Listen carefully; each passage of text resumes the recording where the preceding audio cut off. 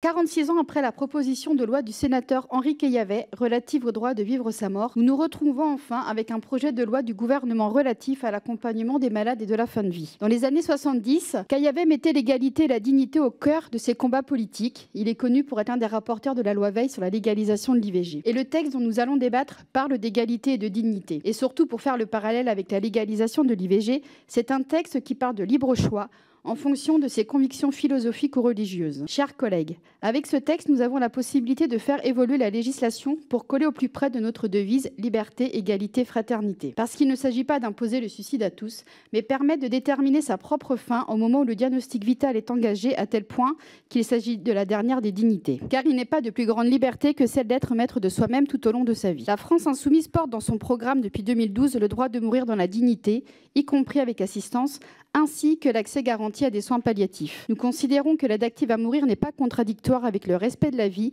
et s'inscrit dans un projet de soins global. Elle est complémentaire avec les soins palliatifs et constitue une possibilité supplémentaire offerte aux patients, leur permettant d'exercer un choix. Cette avancée législative, 90% des Français la souhaitent et 85% approuvent le suicide assisté. La Convention citoyenne sur la fin de vie s'est majoritairement prononcée en faveur de ce nouveau droit à mourir. Ce texte propose une avancée, mais peut interroger, voire inquiéter. Madame la ministre, pour dissiper ces inquiétudes, nous avons besoin d'une politique sur les soins palliatifs ambitieuse à la hauteur des besoins. Les 5 derniers plans de développement des soins palliatifs ont été insuffisants, avec une moyenne de 11 lits pour 100 000 habitants. 50% des besoins ne sont pas couverts.